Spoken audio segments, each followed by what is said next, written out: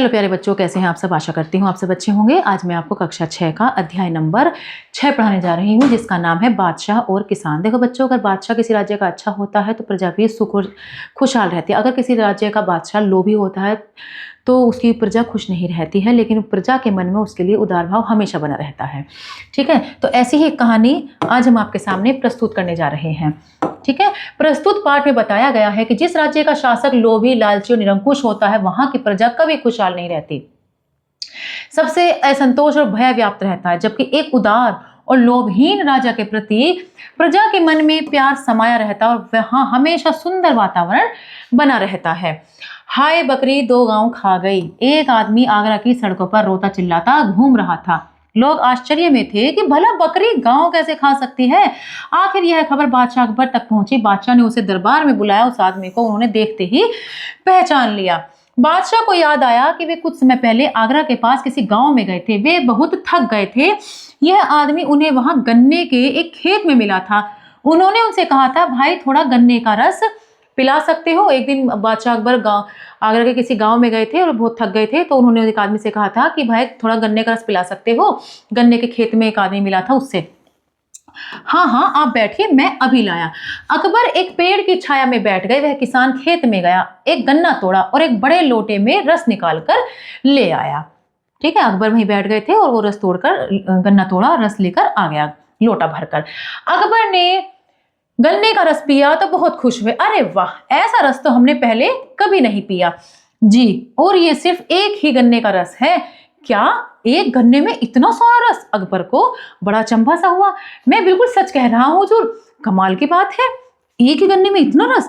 ये हमारे बादशाह की नीयत का कमाल है जनाब। अगर उनकी नीयत ठीक न हो, गन्नों में रस ही ना निकले। अच्छा, कितना लगान देते हो?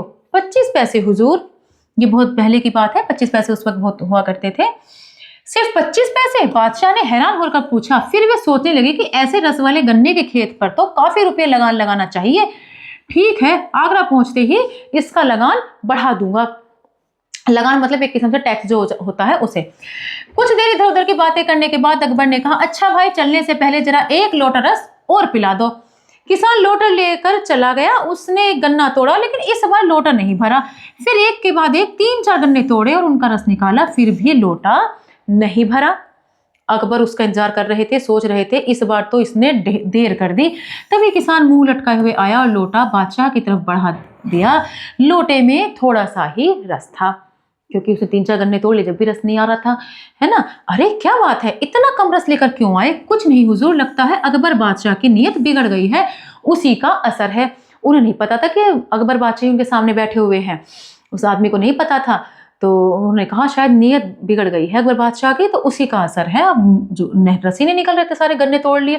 अकबर को लगा जैसे किसी ने उन्हें आसमान से जमीन पर पटक दिया हो। क्या पेड़ पौधों पर भी असर पड़ता है? उन्हें लगा वह मामूली किसान एक बादशाह को इंसानियत का पाठ पढ़ा रहा है।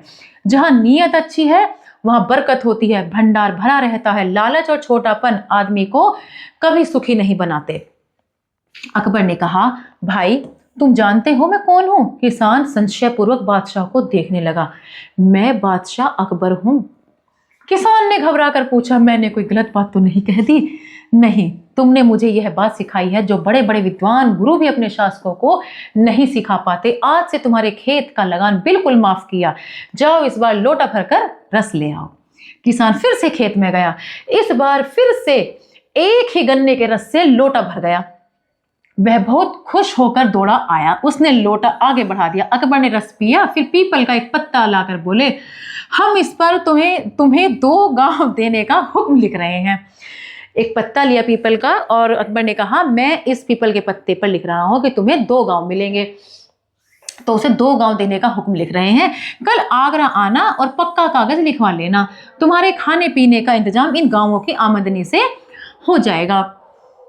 किसान ने पीपल का पत्ता रख लिया। अकबर चले गए। किसान काम में लग गया। कुछ देर बाद पत्ते की बात ही भूल गया। किसान की बकरी आई और उस पत्ते को खा गई। किसान की बकरी आई और उस पत्ते को खा गई। अब क्या था, जब किसान को उस पत्ते की याद आई तो उसने देखा कि पत्ता तो अपनी जगह पर नहीं है। वह रोने चिल्लाने लगा। अब भला उसे बादशाह कैसे पहचानेंगे? अब भला बादशाह उसे कैसे पहचानेंगे? बादशाह को इतने आदमी मिलते हैं, भला मुझे क्यों पहचानेंगे? और कहाँ उन्होंने एक पत्ते पर ये लिख दिया था कि 2 गाँव उन्हें मिल जाएंगे। हाय मेरी तो बकरी उस पत्ते को ही खा गई, तो हाय बकरी 2 गाँव खा गई। उस पत्ते को देखे बिना गांव कैसे देंगे? वह जोर जोर से रोता चिल्लाता आगरा पहुंचा, हाय बकरी 2 गांव खा गई, हाय बकरी 2 गांव खा गई। बकरी द्वारा 2 गांव खाने का किस्सा सुनकर अकबर बादशाह किसान के भोलेपन पर बहुत हंसे। उन्होंने फिर उसे 2 गांव देने का हुक्म लिखकर दिया और जाते जाते सावधान किया, इस बार इन गांवों को बकरी से बचाना। सारा दरबार कह कहो यानी कि खुशी के ठहाकों से गूंज उठा। हरिकृष्ण देवसरे ने ये कहानी लिखी है, बड़ी ही अच्छी ये कहानी लगी। आशा करती हूँ आपको ये कहानी अच्छे से समझ में आई होगी। मिलते हैं अगली कक्षा में। धन्यवाद।